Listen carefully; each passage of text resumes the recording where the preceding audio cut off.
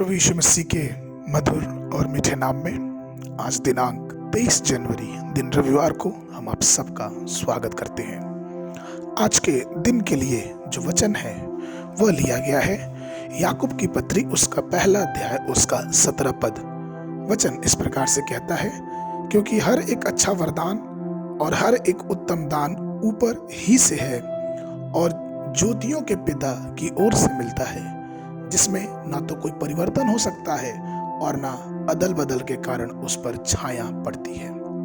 प्रभु में मेरे प्रिय लोगों, हमारे प्रभु यीशु मसीह ने अपने लोगों के लिए पवित्र आत्मा के उपहारों को इकट्ठा किया है और वो ये चाहता है कि हम उसके आत्मिक वरदानों को, उसके उपहारों को, उसके दान को जो उत्तम से उत्तम है अपनी प्रार्थना और अपने विश्वास के द्वारा पाते जाएं। हमारे मन में एक प्रश्न हमेशा उठता है कि क्या प्रभु का ये सारा जो दान है, जो उपहार है, जो प्रभु ने दान रखा है, क्या मैं उसे प्राप्त करने के योग्य हूं? क्या मैं उसे पा सकता हूं? और इसके लिए परमेश्वर का वचन भजन संहिता उसके 68 और उसके 18 में स्पष्ट रूप से कहता है, तू ऊंचे पे चढ़ा, तू लोगों को बदुआई में ले गया, तूने मनुष्य से वरन हठीले मनुष्य से भी भेंट ली, जिससे यह परमेश्वर उनमें वास करे। पवित्र शास्त्र इफिसियों की पत्री उसका 4 के 8 में यह भी बताता है, इसलिए वह कहता है कि वह ऊंचे पे चढ़ा और बदुआई को बांध ले गया और मनुष्यों को दान दिए। अर्थात परमेश्वर ने हर प्रकार से अपने उत्तम दानों को हमारे और आपके जीवन में देने के लिए हमेशा ही वो तत्पर है।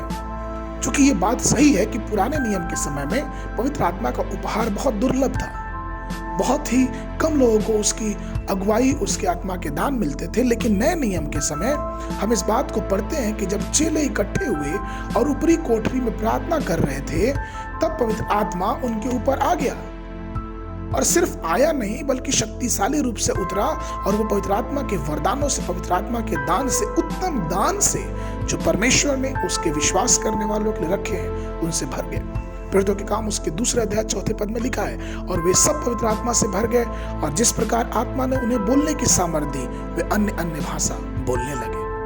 प्रभु में मेरे प्रिय लोगों, यह आत्मा के उपहारों के माध्यम से हम दुनिया में यह साबित कर सकते हैं कि हमारा परमेश्वर जीवित है और हम जिस परमेश्वर की आराधना करते हैं वो शक्तिशाली और सामर्थी है।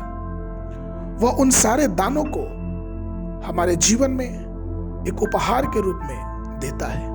प्रेरित पौलुस कहता है पहले कुरिन्थियों की पत्री उसका 14 अध्याय उसके पहले पद में, प्रेम का अनुसरण करो और आत्मिक वरदानों की भी धुन में लगे रहो, क्योंकि यही भविष्यवाणी करता है। हमारे जो उपहार है, जो परमेश्वर ने हमारे और आपके लिए रखे, ये वास्तविक है, ये झूठ नहीं है। और हम लोग जो परमेश्वर विश्वास करते हैं वो पूर्ण रूप से उस परमेश्वर की सारे दानों को हम पा सकते हैं। कुरिन्थियों की पहली पुस्तक में हम आत्मा के 9 दानों के बारे में पढ़ते हैं, 9 वरदानों के बारे में पढ़ते हैं, जो कि ज्ञान का वचन है, विश्वास है, चंगाई है, चमत्कार है, भविष्यवाणी है, आत्माओं की समझ का ज्ञान है, विभिन्न प्रकार की भाषाओं को बोलने का ज्ञान है और भाषाओं की व्याख्या करने का ज्ञान है। लेकिन ठीक उसी प्रकार से हम गलतियों की पुस्तक उसका 5वां अध्याय उसके 22 और 23 पद में आत्मा के 9 फल के बारे में पढ़ते हैं, जैसे कि प्रेम, आनंद, शांति, धीरज, दया, भलाई, विश्वास, नम्रता और संयम। लेकिन हमें और आपको ये जानना है कि जो परमेश्वर ने हमारे लिए उत्तम से उत्तम दान रखा है, ये दोनों समानांतर चलते हैं। अगर हमारे पास परमेश्वर की आत्मा के द्वारा दिए गए ज्ञान है, अगर वो 9 दान है हमारे पास, तो हमारे पास आत्मा के 9 फल भी होने चाहिए। कई बार लोगों के पास दान होते हैं आत्मा के, लेकिन वो फल उनको देखने को नहीं मिलता, क्योंकि उन्होंने अपने जीवन को अहंकार से और गलत बातों से भर लिया है। इसलिए परमेश्वर में प्रिय लोगों, आइए हम उस आत्मा के उपहारों को साथ साथ परमेश्वर के उस नए दानों को, उत्तम जो 9 दान हैं, उनको भी अपने जीवन में लेके चलते रहें और परमेश्वर की स्तुति अपने जीवन से करते रहें।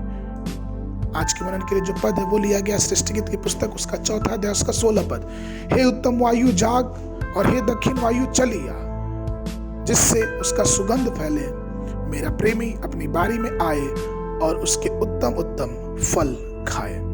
आज के दिन के लिए मनन के लिए जो सुबह के समय निर्गमन की पुस्तक उसका 7 और 8 अध्याय, संध्या के समय 15 अध्याय मत्ती रचित सुसमाचार उसका पद 1 से लेके 20 तक। परमेश्वर आप सबको आशीष देवे।